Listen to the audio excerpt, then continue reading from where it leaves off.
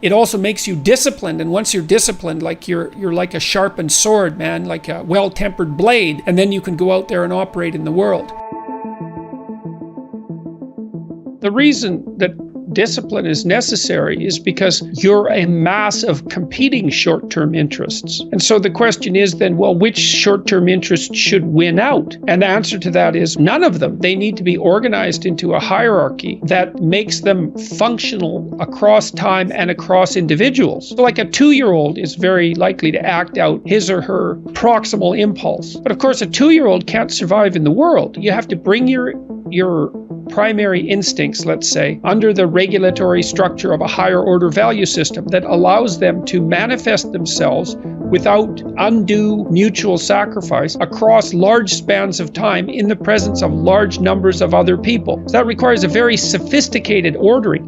A meta-narrative is necessary to unite subcultures so that they can operate peacefully and within the same space. The same thing applies within you, because you're like an internal coalition of warring single-minded tribes, and they have to all be brought under the organizational structure of long-term collective vision. And in order to do that, you have to be disciplined. And any discipline, technically speaking, is an attempt to bring all those competing short-term impulses under a larger scale and more inclusive framework. You do that, and then, well, that's actually what gives you freedom. If you're going to mess around with very complicated and dangerous matters, you should really put your life together. We also know that the higher your conscientiousness, the lower your neuroticism. Conscientiousness does seem to keep neuroticism in check. And so I would say, and have said this to many people, clean your room, organize your life, get a routine, get up every day at the same time, go to bed at the same time, establish disciplined habits. That will help a lot. Schedule, and here's how to use a schedule. Use a calendar, but don't use it as a tyrant. You want to use your calendar as if it's your confidant and advisor. And what you want to do is use the calendar, sit down and open the calendar and think, okay, well, here's what I'm going to do. I'm going to design a week of days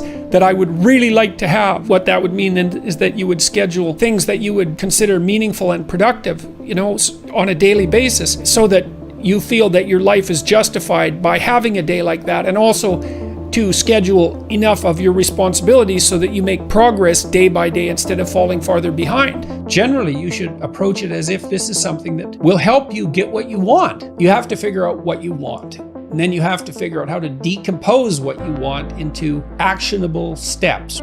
That's a pretty good deal, all things considered. And you can start stupid and slow. Like I said, just throw some things in that you're pretty likely to do and fill in the schedule with broad strokes. And then as you get familiar with it and comfortable with it and maybe even happy with it, you can fill in the details and start to use it in a more sophisticated way.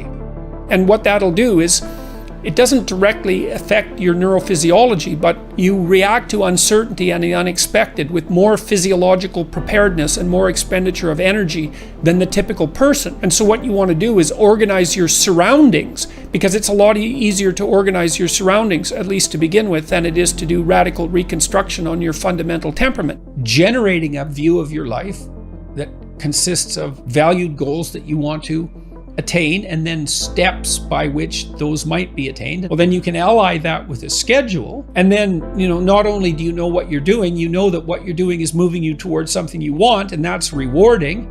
You need to have a primary discipline. It's absolutely necessary to succeed in life. Now, once you have a primary discipline, then you can branch out and become a multiplicity in your disciplined approach, and then you're absolutely bloody unstoppable.